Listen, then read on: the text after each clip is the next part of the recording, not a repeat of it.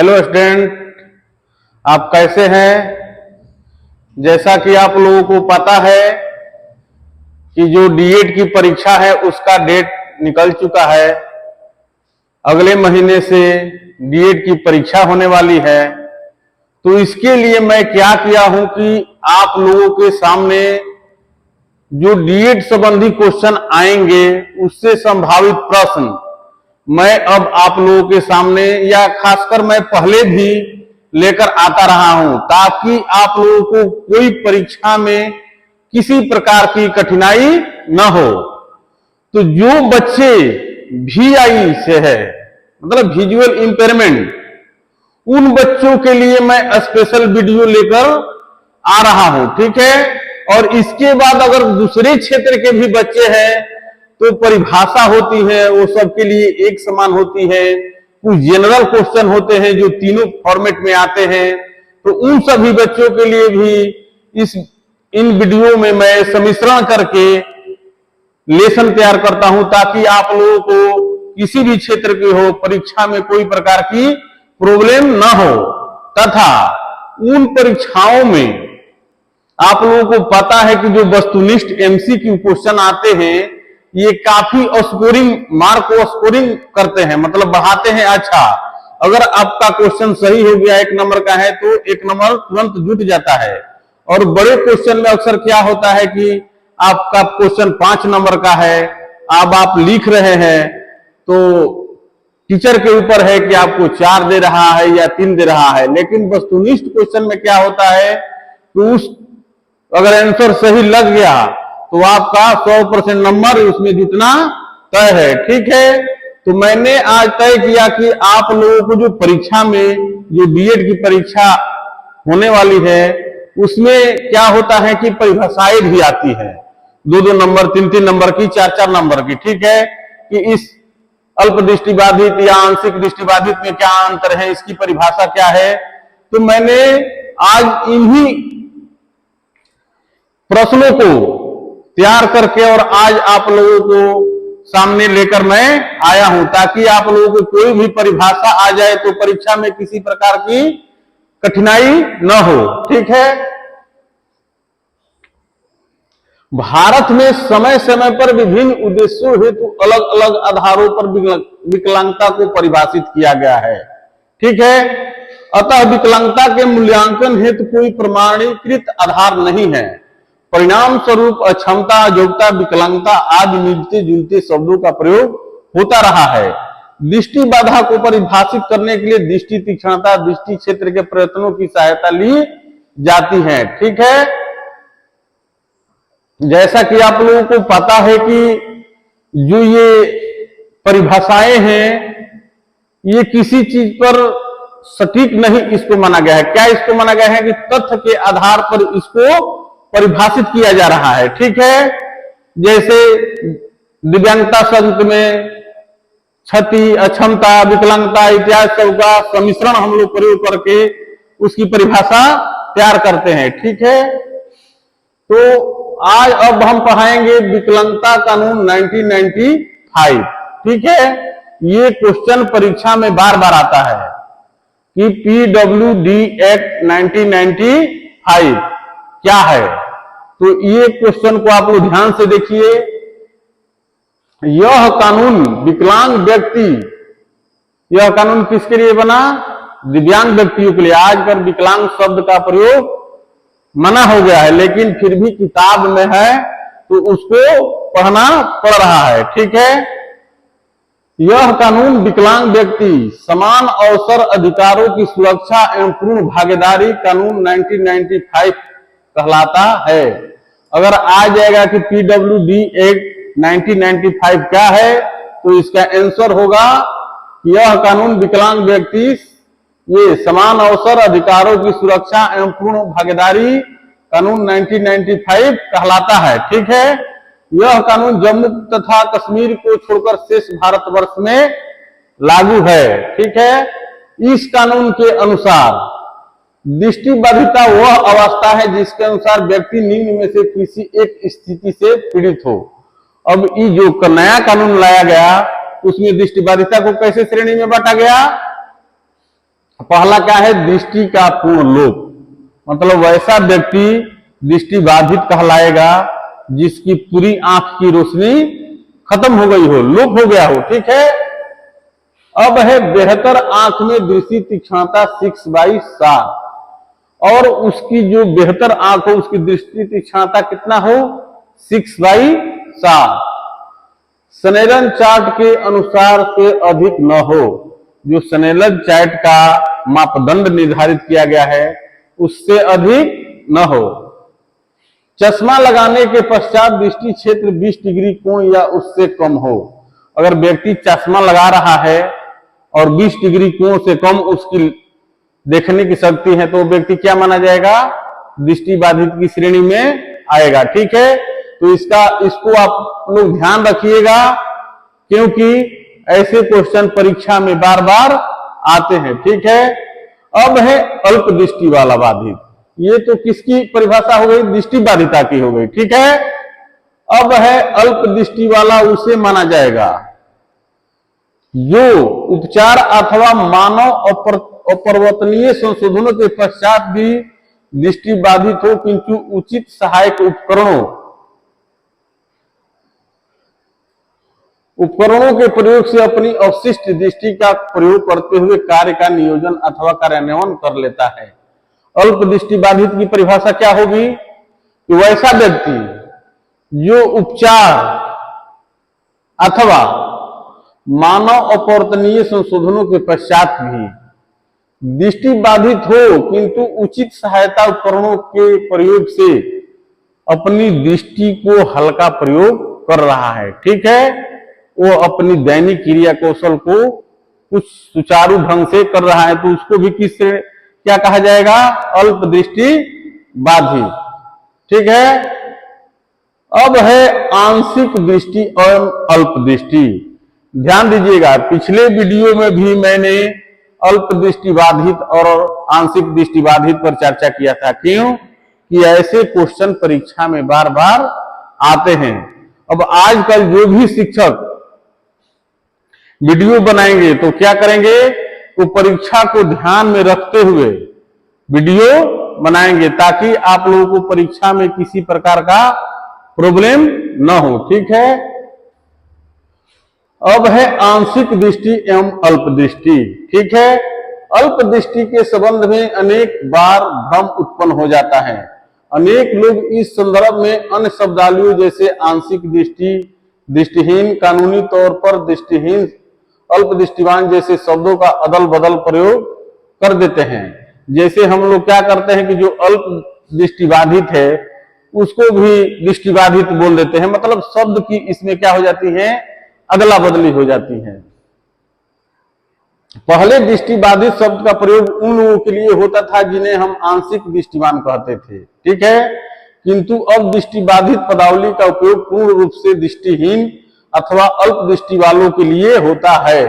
अब दृष्टिबाधित शब्द का प्रयोग किसके लिए होता है, जो अगर पूर्ण व्यक्ति पूर्ण दृष्टिबाधित हो या अल्प दृष्टि बाधित हो। ठीक है। लगभग 25 वर्ष पूर्व आंशिक दृष्टि वाले दृष्टि बाधित कहे जाते थे, क्योंकि इन लोगों की समाज में भागीदारी वैसी नहीं थी जैसी दृष्टिवानों की थी। ठीक है।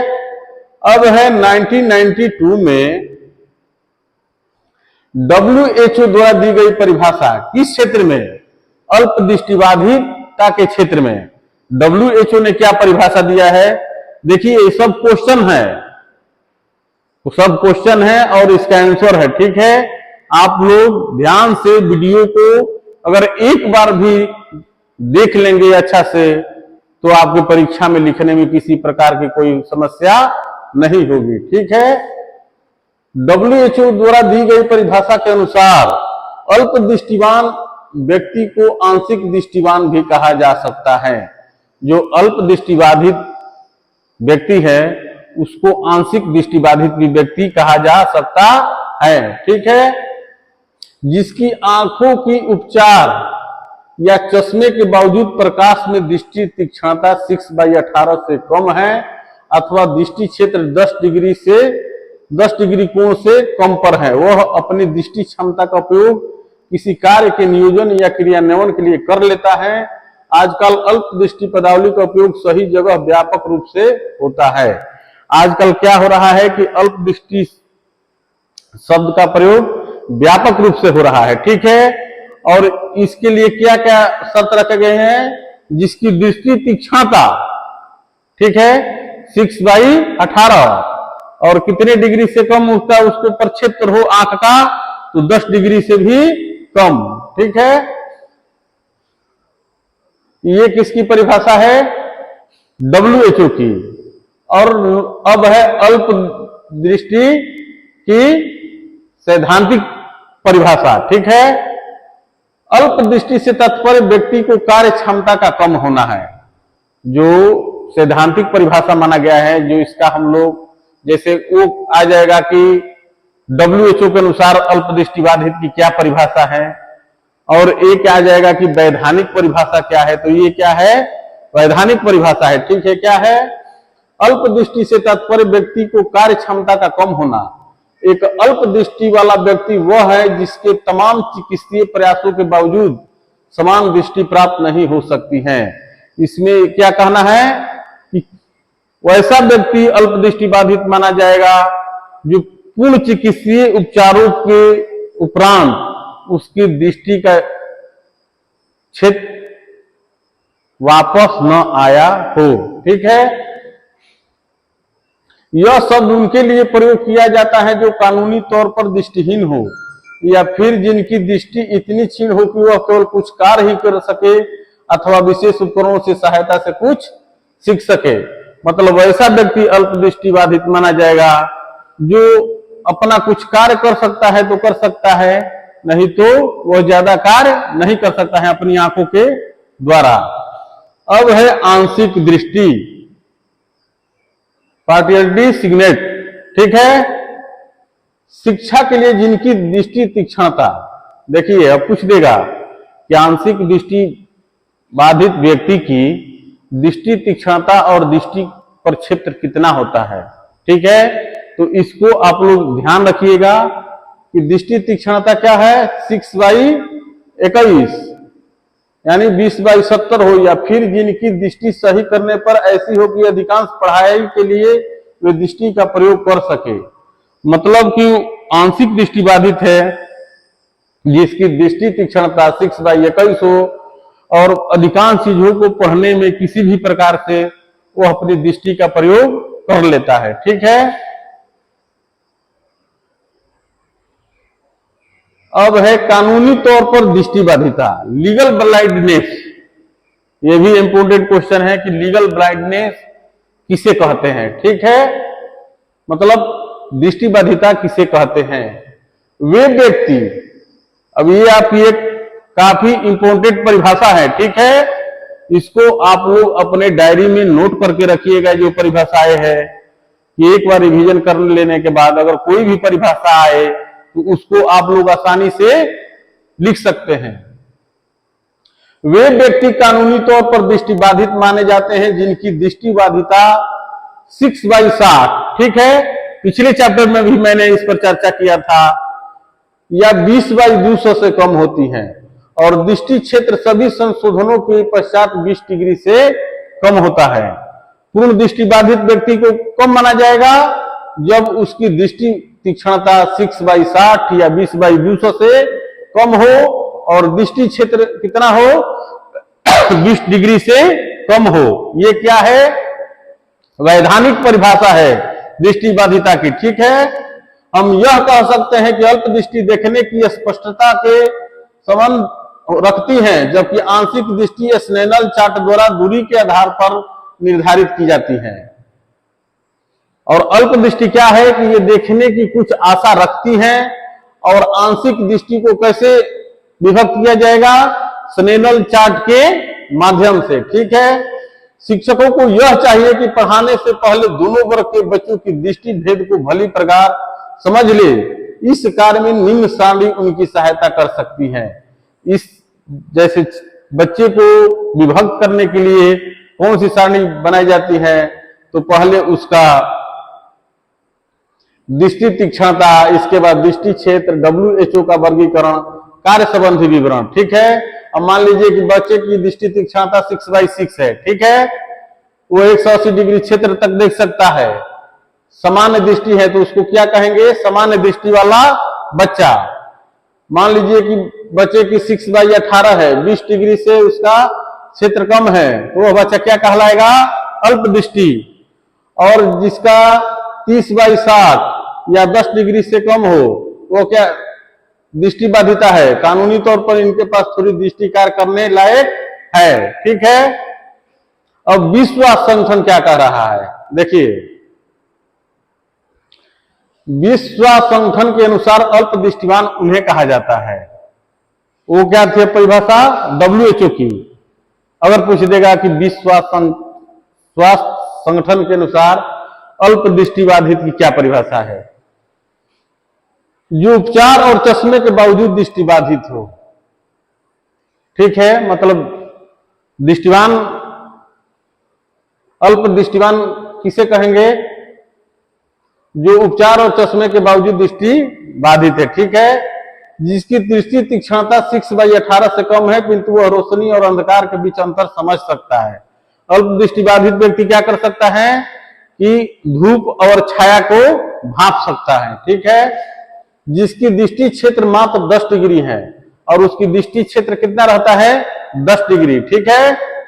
वह उचित सहायक उपकरणों का उपयोग करते हुए किसी कार्य की योजना बना सकता है और कुछ ही उपकरण का प्रयोग करके वो क्या कर सकता है, उचित कार्य की योजना बना सकता है, ठीक है, या कार्यान्वयन कर सकता है।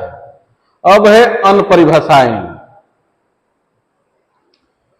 अब अन्य परिभाषा में जैसे जो शिक्षाविद है वो अपने अपने मत के अनुसार इन चीजों को अपने अपने मत में कैसे परिभाषित किए हैं, इस पर भी हम थोड़ा चर्चा कर लेते हैं। क्योंकि ये भी आ जाता है कि फलाना दार्शनिक के अनुसार, शिक्षाविद के अनुसार अल्प दृष्टिबाधित की परिभाषा क्या है, ठीक है। अल्प दृष्टि वाले बच्चे वो है, ये किसका कथन है, डॉक्टर नताली वरंगा 1983 में इन्होंने क्या परिभाषा दिया कि अल्प दृष्टि वाले बच्चे वो हैं जिन्हें दूर से देखने में समस्या आती है, ठीक है, किंतु वे वस्तुओं को तब देख पाते हैं जबकि वस्तुएं चंद इंच अथवा फीट की दूरी पर होती हैं। डॉक्टर नताली वरंग ने क्या कहा कि दूर की चीजें देखने में इन्हें समस्या होती है और कुछ इंच पर या फीट पर वो किसी चीज को कुछ देख लेते हैं, वो बच्चे क्या कहलाएंगे, अल्प दृष्टि बाधित। वह व्यक्ति अल्प दृष्टि वाला कहलाता है जो तमाम उपचारों के बावजूद दृष्टि बाधित है, किंतु जो ऑप्टिकल अथवा नॉन ऑप्टिकल उपकरणों का पर्यावरण संबंधी परिवर्तन एवं तकनीकी की सहायता से अपनी दृष्टि क्षमता का उपयोग कर लेता है। ये किसका कथन है, डॉक्टर A.N. कॉर्न, ठीक है। अब है संबंधित शब्दावली। कुछ शब्दावली जैसे मैंने आप लोगों के सामने चर्चा किया कि दृष्टि तीक्ष्णता, दृष्टि पर क्षेत्र, ये क्या है, इस पर भी चर्चा कर लेते हैं। क्योंकि ये भी आ जाएगा कि दृष्टि तीक्ष्णता और दृष्टि पर क्षेत्र में क्या अंतर है, ठीक है। एक क्वेश्चन आ सकता है तो इस पर भी थोड़ा चर्चा कर लेते हैं। दृष्टि तीक्ष्णता मानव नेत्र की वह क्षमता है जो दूरी पर स्थित वस्तुओं में अथवा बारीकियों से विस्तृत जानकारी देता है। अर्थात हम कह सकते हैं कि दृष्टि तीक्ष्णता वह शक्ति है जो पहचानने में सक्षम होती है। दृष्टि तीक्ष्णता क्या होती है, किसी चीज को पहचानने में हमें मदद करती है, ठीक है। अब है दृष्टि क्षेत्र। दृष्टि क्षेत्र वह क्षेत्र है जो व्यक्ति बिना आंख अथवा सिर घुमाए अपने दाएं बाएं और ऊपर नीचे को देख सकता है। देखिए इसका क्या परिभाषा हो गया कि दृष्टि क्षेत्र वह क्षेत्र है जो व्यक्ति बिना आंख अथवा सिर घुमाए अपने दाएं बाएं ऊपर से नीचे को देखता है, ठीक है। अब है दृष्टि क्रियात्मकता। दृष्टि क्रियात्मकता वह योग्यता है जिससे एक व्यक्ति दृष्टि के उपयोग से वांछित कार्य कर सकता है। मतलब कि वह व्यक्ति क्या करता है कि दृष्टि उपयोग से अपना जो वांछित काम, जरूरी काम है वो कर सकता है, ठीक है। अब है दृष्टि दक्षता। दृष्टि दक्षता में प्रायः आंखों की सभी क्षमताओं का समावेश होता है। आ जाएगा कि विजुअल इफिशियंसी किसे कहते हैं, दृष्टि दक्षता किसे कहते हैं। ठीक है, तो दृष्टि दक्षता में प्रायः आंखों की सभी क्षमताओं का समावेश होता है। एक निश्चित दूरी पर तथा नजदीक के क्षेत्र में दृष्टि तीक्ष्णता, आंखों की गति पर नियंत्रण, आंखों की कार्य प्रणाली के अनुकूल होने की क्षमता, आंखों से होकर जाने वाले दृष्टि संकेतों के फिल्टर होने की क्षमता, गति संबंधी क्षमता, संकेतों को पार्थक्य करने संबंधी मस्तिष्क की क्षमता, उसकी गति और गुणवत्ता आदि सभी कार्य दृष्टि क्षमता से संबंधित होते हैं। हर बच्चे की दृष्टि दक्षता अलग अलग होती है तथा इसे न तो मापा जा सकता है, न ही किसी चिकित्सीय, मनोवैज्ञानिक या शैक्षणिक विशेषज्ञ द्वारा इसकी सटीक अनुमान लगाया जा सकता है। दृष्टि दक्षता क्या होता है कि वैसे लोग जो किसी चीज को देखकर, वो क्या होता है कि जो चीज देखेंगे उसका आभास उसके मस्तिष्क तक जाता है और वो अपने विचारों को रख रहा है, तो ऐसे प्राणी के लिए दृष्टि दक्षता क्या होगी, पूर्ण सटीक मानी जाएगी। ठीक है, तो मैंने आप लोगों को परीक्षा के ध्यान में रखते हुए आज भी फिर मैंने सोचा कि एक बार दोबारा इन परिभाषाओं को रिपीट कर लिया जाए और इस संबंधी कुछ वस्तुनिष्ठ क्वेश्चन मैं आप लोगों के सामने रखूं ताकि आप लोगों को परीक्षा में किसी प्रकार का कोई प्रॉब्लम न हो। ठीक है, तो मैं अब आप लोगों के सामने इन्हीं पाठ्यक्रम से संबंधित कुछ वस्तुनिष्ठ क्वेश्चन अब पढ़ाऊंगा। आप लोग इसको ध्यान दीजिए और कम से कम वीडियो को लाइक कीजिए और चैनल को सब्सक्राइब कीजिए, क्योंकि यही एक ऐसी संस्था है जो प्रतिदिन किसी भी संस्थान के बच्चे हो वो अपना इसी संस्था के जुड़कर भी वो अपना पढ़ाई कर सकते हैं, क्योंकि यहाँ पर प्रत्येक विषय के टीचर प्रतिदिन अपना एक वीडियो YouTube पर अपलोड करते हैं। या इस संस्था का नाम है राजकिशोरी देवी शिक्षण प्रशिक्षण सेवा संस्थान। इस सेवा संस्थान में एडमिशन की प्रक्रिया भी प्रारंभ हो चुकी है। अब बच्चे आने लगे हैं एडमिशन कराने के लिए। अगर जो भी बच्चे चाह रहे हैं या उनके रिश्तेदार, तो कृपया तुरंत यहाँ आकर बभनौली गढ़वार बलिया में आकर राजकिशोरी देवी शिक्षण प्रशिक्षण सेवा संस्थान के नाम पर आप YouTube पर सर्च करेंगे तो इस संस्थान का लोकेशन पता चल जाएगा और आप यहाँ आकर एडमिशन अपना ले सकते हैं। ठीक है, तो मैं अब आप लोगों को कुछ वस्तुनिष्ठ क्वेश्चन पर अब चर्चा करूंगा। ठीक है,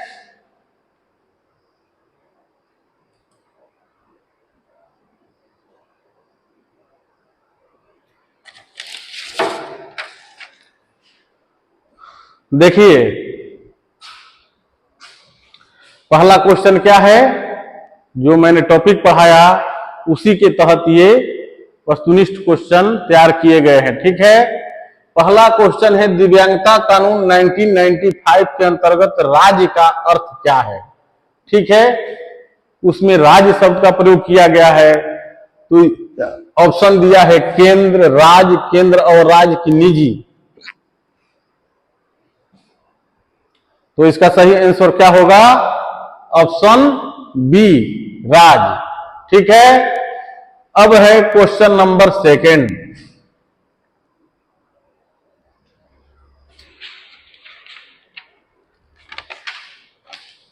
क्वेश्चन नंबर सेकंड क्या है, ये परीक्षा में आपसे पूछ देगा कि किस वर्ग को दिव्यांग माना जाता है, जो लिखित विकलांगता के बावजूद अपनी आवश्यकताओं को सहेज सकता है। मतलब सरकार ने एक मानक तय किया है कि इतने % अगर व्यक्ति की विकलांगता है तो वो उसको किस श्रेणी में माना जाएगा, विकलांग श्रेणी में। 50%, 40%, 30% या 20%।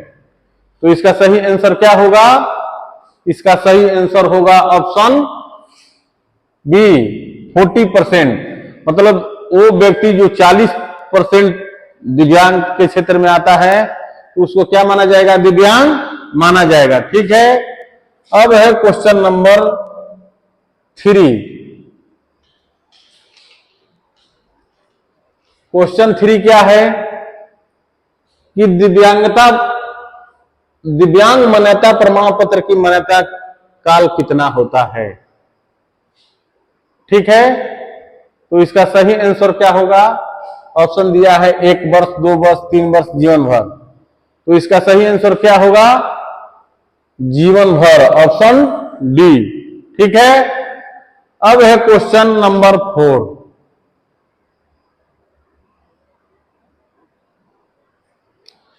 क्वेश्चन नंबर 4 क्या है कि दिव्यांगता कानून 1995 के अंतर्गत प्रतिष्ठान का क्या अर्थ है? कौन सा शब्द आया है? प्रतिष्ठान इस कानून में। तो इसका अर्थ क्या है? ऑप्शन दिया है निजी संस्थान, सरकारी संस्थान, संघ संस्थान की अन्यथा अन्य। तो इसका सही आंसर क्या होगा? इसका सही आंसर होगा बी, ऑप्शन बी, सरकारी संस्थान। ठीक है, अब है क्वेश्चन नंबर 5। अदालत ने किसके खिलाफ याचिका दाखिल करने की अधिकारिता दी है? ठीक है, दिव्यांग व्यक्ति, सरकार, न्यायालय, पुलिस। तो इसका क्या आंसर होगा? सही ऑप्शन ए, दिव्यांग व्यक्ति। अब है क्वेश्चन नंबर 6।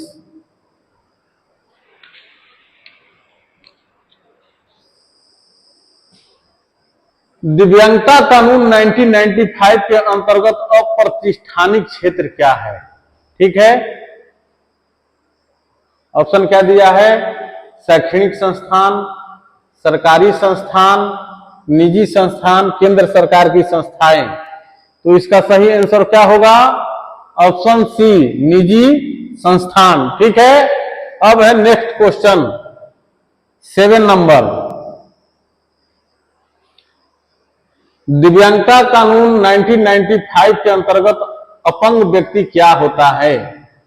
ठीक है, ऑप्शन है दृष्टिहीन, गूंगा, सुनने में असमर्थ, शारीरिक रूप से अक्षम। तो इसका सही आंसर क्या होगा? ऑप्शन डी, शारीरिक रूप से अक्षम। ठीक है, अब है क्वेश्चन नंबर 8। दिव्यांगता कानून 1995 के अंतर्गत स्थिर विकलांग का क्या मतलब है? ठीक है, निश्चित स्थिति में बदलाव, आरामदायक स्थिति, निरंतर स्थिति की लक्ष्य रहित। ठीक है, तो इसका सही आंसर क्या होगा? ऑप्शन सी, निरंतर स्थिति। ठीक है, अब है क्वेश्चन नंबर 9। नेक्स्ट,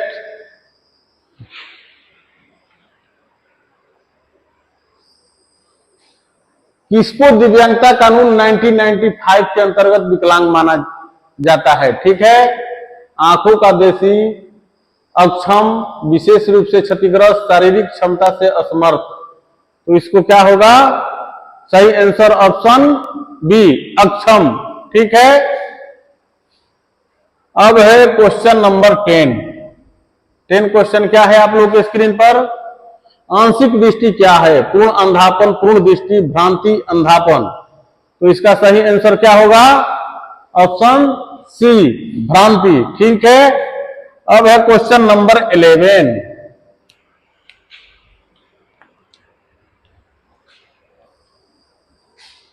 आंशिक दृष्टि वाले व्यक्ति किसे कहते हैं?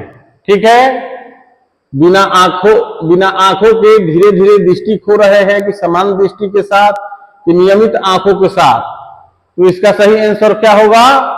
ऑप्शन बी, धीरे धीरे दृष्टि खो रहे हैं। ठीक है, अब है क्वेश्चन नंबर 12। आंशिक दृष्टि समस्या के लिए सबसे संभावित कारण क्या है? अब बताइए आप लोग। ऑप्शन है ग्लूकोमा,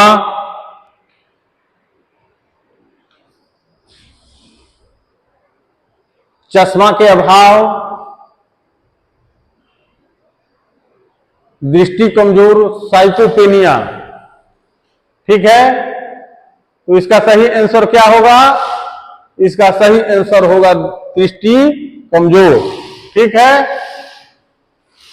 अब है क्वेश्चन नंबर 13।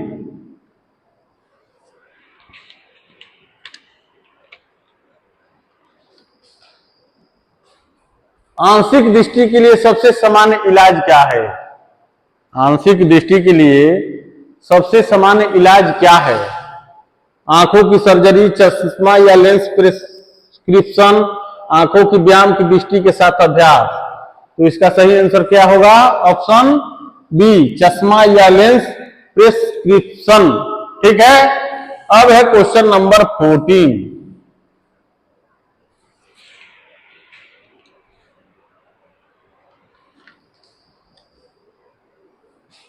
आंशिक दृष्टि वाले व्यक्ति के लिए सबसे मुख्य उपाय क्या है? ठीक है।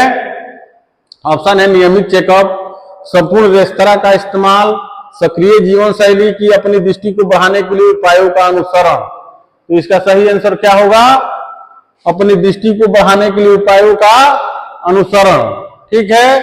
अब है क्वेश्चन नंबर 15। 15 क्या है? कम दृष्टि क्या है?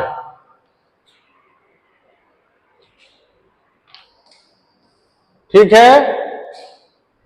पूर्ण अंधापन, सामान्य दृष्टि, अस्पष्ट दृष्टि, पूर्ण दृष्टि।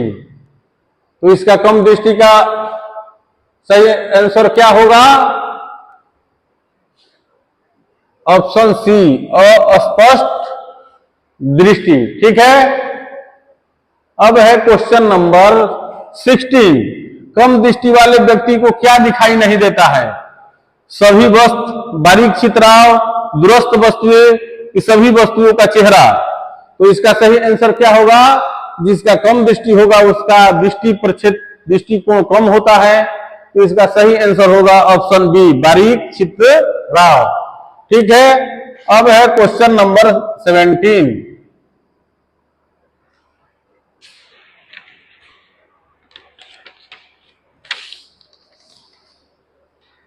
क्वेश्चन नंबर 17 क्या है स्क्रीन पर? कम दृष्टि समस्या का मुख्य कारण क्या हो सकता है? पहला ऑप्शन है कैटरेक्ट, शीतलता, रक्त की कमी, नेत्रों का संक्रमण। तो इसका सही आंसर क्या होगा? Option A, cataract. याद रखिएगा आप लोग। ठीक है। अब है कम दृष्टि के लिए सबसे सामान्य इलाज क्या है? चेन्नई का आंख का कैंसर इंस्टीट्यूट, आंख की सर्जरी, चश्मा या लेंस की आंख का पूरा हटाव। तो इसका सही आंसर क्या होगा? ऑप्शन सी, चश्मा या लेंस। ठीक है। अब है क्वेश्चन नंबर 19।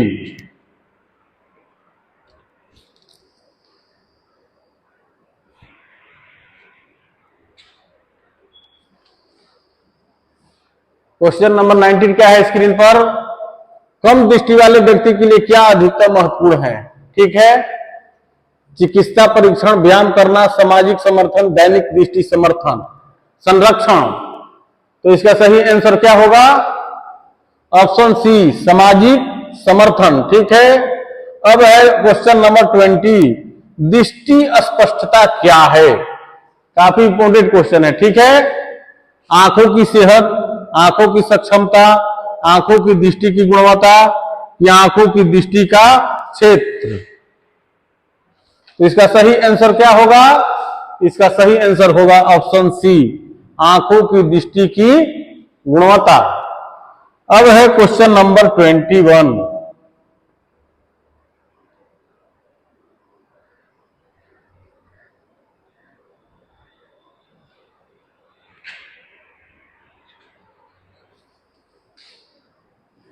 क्वेश्चन क्या है? दृष्टि क्षेत्र क्या है? ठीक है। पहला है दृष्टि का क्षेत्र, आंखों की गहराई, दृष्टि की स्पष्टता, दृष्टि की गुणवत्ता।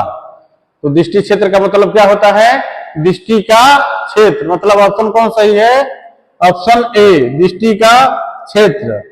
क्वेश्चन नंबर 22 है, दृष्टि क्षमता क्या है? आंखों की अक्षमता, दृष्टि का शक्ति, दृष्टि की स्पष्टता या आंखों की दृष्टि का क्षेत्र। ठीक है। तो इसका सही आंसर क्या होगा? इसका सही आंसर होगा ऑप्शन बी, दृष्टि का शक्ति। ठीक है। अब है क्वेश्चन नंबर 23। स्क्रीन पर क्या है?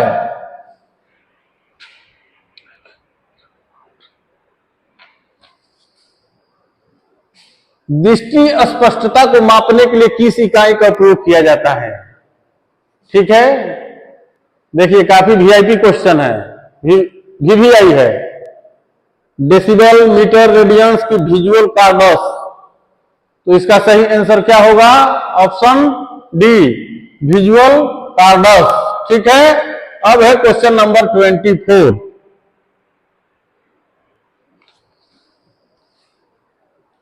दृष्टि क्षेत्र की स्थिति को मापने के लिए कौन सा टेस्ट होता है?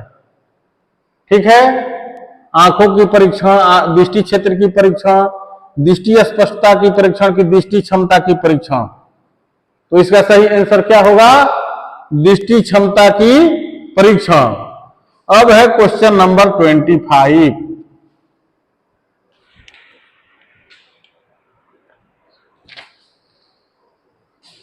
दृष्टि क्षमता को मापने के लिए किस टेस्ट का उपयोग किया जाता है?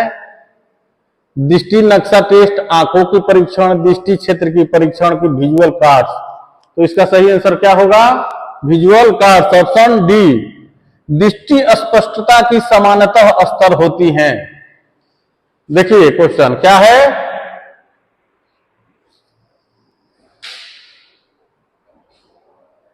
दृष्टि स्पष्टता की सामान्य स्तर होती है। इसको बार बार मैंने पढ़ाते समय चर्चा किया हूं। 20/20, 20/40, 20/60, 20/80। तो इसका सही आंसर क्या होगा? इसका सही आंसर ऑप्शन ए, 20/20। ठीक है, अब है next and last question. Next and last question क्या है? दृष्टि क्षेत्र की सीमा निर्धारित करने के लिए कौन सा उपकरण का प्रयोग किया जाता है? ठीक है, फंडस्कोप, परिधि मापक, ओकुलर मोटोवियर, क्रोनोमीटर। ठीक है, तो इसका सही आंसर क्या होगा? इसका सही आंसर होगा ऑप्शन बी, परिधि मापक। ठीक है, तो फिर मैं कल आप लोगों के सामने परीक्षा संबंधी जो डीएड की परीक्षा होने वाली है उस तथ्य के ध्यान में रखते हुए फिर मैं कल आप लोगों के सामने एक नया वीडियो लेकर आऊंगा और उसके कुछ वस्तुनिष्ठ क्वेश्चन लेकर आऊंगा ताकि आप लोगों को परीक्षा में किसी प्रकार की समस्या न हो।